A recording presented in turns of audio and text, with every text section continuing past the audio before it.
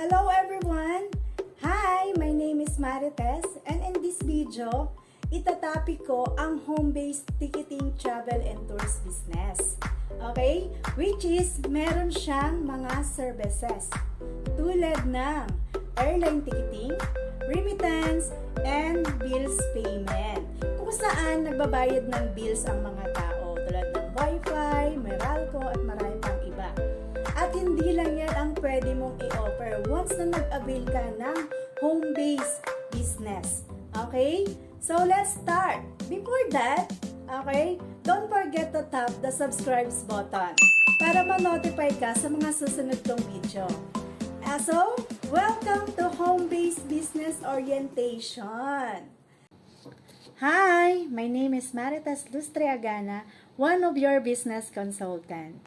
Namit ko yung business way back December 2018 nang napadaan siya ang sponsor ko at diyan napresentahan niya ako sa paraang table talk. Hindi katulad ngayon, di ba? Nakakapanood tayo ng orientation online.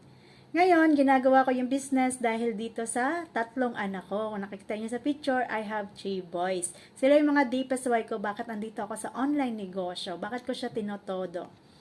At ito yung kadalasang problema ng tao. Okay? Kung tayo ba empleyado, pagod na ba tayo sa pagtatrabaho? Gusto na ba natin magkaroon ng time and financial freedom? Ayan. Gusto ba natin na mag-quit na sa day job natin dahil sobrang nakaka-stress si boss? Kung tayo naman ay isang OFW, gusto na ba natin makasama ang pamilya natin? Okay? Kulang ang sahod. Isa yan sa reason. Kaya naghanap ng extra income. Gusto rin magsimula ng sariling negosyo. Okay? Kaya nandito ka ngayon, napapanood mo itong online presentation ko. So, bago ko magtuloy-tuloy, ito yung 4 na paraan. Paano kumita ng pera ang tao? Una dyan is pagiging employment. Dito sa pagiging employment, pag tayo ay may time in, may sahod. Pag wala tayong time in, wala tayong sahod. Tama? In short, no work, no pay. Dito naman sa self-employed, ito yung, di ba, kaganina nakita nyo ako, meron akong maliit na business. Katulad lang yan ng sari-sari store. Pag nagbukas ako ng tindahan, may kita. Pag hindi ako nagbukas, wala akong kita. Active income din ang tawag dyan. Ang kaibahan nga lang, hawak ko yung oras at wala akong boss. Next naman natin is business owner. Dito naman yung may sarili tayong system na susundan at dito pwede tayong magkaroon ng passive income and active income. Okay? So, ano ba yung example? Example na lang natin yung franchising. Ang franchising, kahit na wala tayong idea, konsepto, sistema, in skills, okay? Basta marami tayong pera para ma-franchise natin kahit na anong negosyong gustuin natin. Tama? Example na lang natin si McDonald's. Si McDonald's, nag-originate yan sa US. Since ginamit ang franchising, ayan, nagkaroon na tayo sa Luzon, Visayas, in Mindanao. Okay? So, maganda bang negosyo sa McDonald's? Yes, sobrang ganda. Pero may katapat din niya na required capital na 50 million. Okay? Since naglabas tayo ng 50 million, pwede tayong umingkam dito ng 1 million every month. Okay? So, sa mga walang 50 million dyan, huwag tayong mag-alala dahil meron pang pangalawang paraan. Ito yung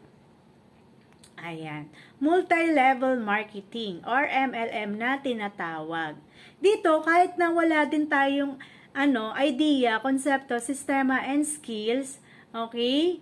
Hindi rin sapat ang pera, pero gustong mag-start ng business. Gamitan lang natin ang K-system. Ano ba yung K-system? Kwento-kwento na may kwenta.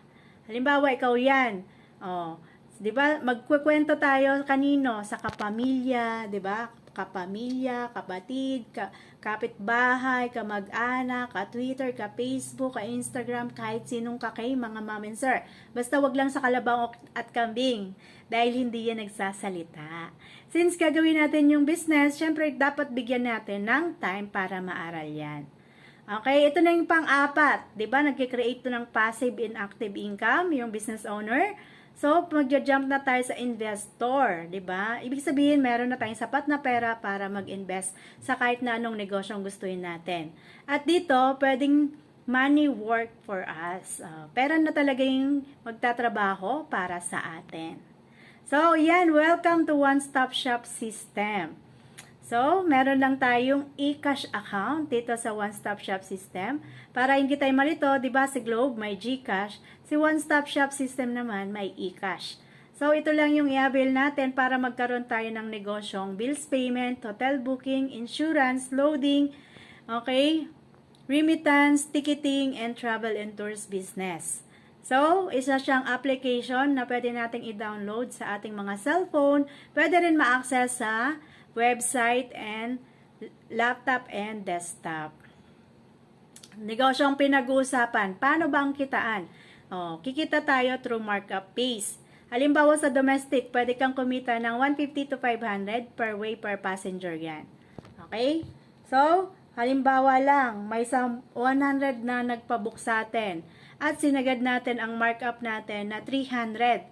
Okay lang ba may extra income tayo dito na 30,000 pesos? So what if nag-round trip, babalik din ng Manila, 'di ba? Pumasyal lang ng Cebu. Okay, so 30,000 times 2 way, okay lang ba? Potential income is 60,000 pesos. Imagine, sa domestic pa lang po yan. Meron pa tayong international. At dito naman, pwede tayong mag-markup mula 700 to 1,000. Per way, per passenger din po yan. Halimbawa, may 20 kataong nagpabook na naman sa atin. At sinagad natin yung markup na 700 each. Okay lang po ba? May extra income tayo dito na 14,000 pesos. Okay? So, pag international ang usapan, dapat ang ticket is round trip dahil maigpit ang immigration. Tama? So, no choice. 14,000 times 2 way, okay lang ba? Potential income is 28,000 pesos in just 4 minutes of booking kahit naabutin ka ng 1 hour. Okay lang, basta mayroon 28. Tama? Okay. Bukod sa ticketing, meron din tayong shipping lines. Dito, partner natin ang Fastcat, Togo Travel, and TransAsia. Next naman natin is proof of domestic booking transaction. Okay? So, ito yung itinerary ticket na pwede nating isend sa mga customer natin. So, same lang sila ng international. Okay? So, next naman natin, travel and tours business. Dito naman yung 3 days and 2 nights packages. Pwede tayong magkaroon ng commission plus markup. Ang halaga niyan is 250 to 700. Next naman natin is e-insurance. Sa e-insurance naman, through markup based din.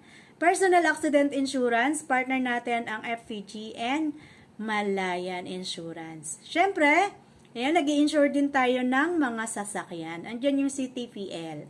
Next naman natin is e-loading business. Dito, ayan, pwede tayong kumita ng 3% commission plus markup plus 2% outright income. Okay, so all network, pwede na tayong mag-load. Even international, andyan yung StarHub, Sintel, Level Up, at marami pang iba. Okay, so next naman natin, online shopping. Dito sa online shopping, ito yung mga health and wellness product na meron tayong 30% discount. O, diba? Lifetime yan. Sobrang ganda talaga ng system na meron tayo. Next naman natin is bills payment. Dito sa bills payment, through markup based din ang kitaan. Partner natin ang Bayad Center, Meralco, PLDT Smart at marami pang iba. Ayan, tie-up din natin yung malalaking bangko. Okay, so next naman natin is remittance. Dito sa remittance, through markup based din ang kitaan. Okay, partner natin ang Cebuana, Western Union, eCash Padala. Yan yung mga malalaking bangko like BPI, BDO, Metrobank, Landbank at marami pang iba. Even GCash, MoneyGram, iRemit, and TrustPass, business partner din natin. At ang good news niyan, pwede tayong mag-receive ng pera at mag-send. Pero, ito ay personal use only. Since home-based ang pinag-uusapan. Okay? So, next naman natin, dito sa home-based global package. Okay? Ito ang inclusion. Meron na tayong one-stop shop system. Andyan yung bills payment, remittance, ticketing, travel and tours, hotel booking, insurance, and in-loading business. At ito ay nagkakalaga ng 18,998. O, diba? Yan po ang home base. Ito pa yung other inclusion. Ay, mayroon tayo ng technical support, ayan, marketing materials, flyers, and tarpaulin. At meron din tayong 30% discount on tangible product. So, kung kaganina home base, ito naman ay pa-promo na meron tayong pwesto. 'Di ba? Oh, merong outlet na tinatawag, parang GCash or Cebuana, Western Union, parang ganon. Okay? At ito ay nagkakahalaga ng 250,000. Marami rin niyang inclusion. Okay? So, ito naman yung feature of the system. Meron tayong one-time payment, lifetime business, no quota, no cash ban, no renewal, no expiration, no maintaining balance required, at pwede nating ipamana sa mga mahal natin sa buhay. What to do next? Ayan, talk or contact the person who give you the link. Okay? So, ayan, kung malapit naman tayo sa offices, pwede na tayong pumunta doon para mag-fill up ng application form with your business consultant. Kung malayo naman, isa tayong OFW, pwede namang ihulog through bank deposit or over the counter. Okay? With 2 valid IDs. So, welcome to Unified Product and Services. Yan ang name ng company. At na-establish siya noong November 11, 2011 sa pagmamayari ni President Emmanuel Manny Pascual. Isa siyang CPA by profession at 10 years nakapagtrabaho sa Bangko Sentral ng Pilipinas. At ito naman yung other traditional business niya. Andyan yung U-Shopping, GoCub, Global Pinoy at Benta na yan. At marami pang iba. So, in terms of legalities, tayo ay legal, moral, and ethical. At registered tayo sa SEC, Security Exchange Commission, BSP or Bangko Sentral ng Pilipinas. Meron din tayong business permit sa Quezon City, BIR and AFE or Association of Filipino Franchisor Incorporated. So, ito naman yung mga award and recognition ng company. Since nagte-trending yung ating ticketing. So, meron tayong award sa Cebu Pacific, Philippine Airline, at AirAsia Red Tag Agent Award. So, meron din, ito naman yung mga taong nagka-resulta doing online business. Ito naman si Ma'am Glycel Dolano Lara. Ayan, isa siyang high school graduate. Okay, pumasok dito sa Manila bilang isang katulong. Ang parents niya ay magsasaka, tagahugas ng singkamas. So, walang-wala yung namit ang business ni Ma'am Glycel pero ginawa niya ng paraan. At ngayon, ito na ang naibigay ng online negosyo sa kanya. Isa na siyang Millionaires Club member, Magnets member, Travel Qualifier, Local International, at syempre Car Achiever. Kung nakikita niyo yung red car niya, ayan, ganyan po kaganda yung naibibigay ng online.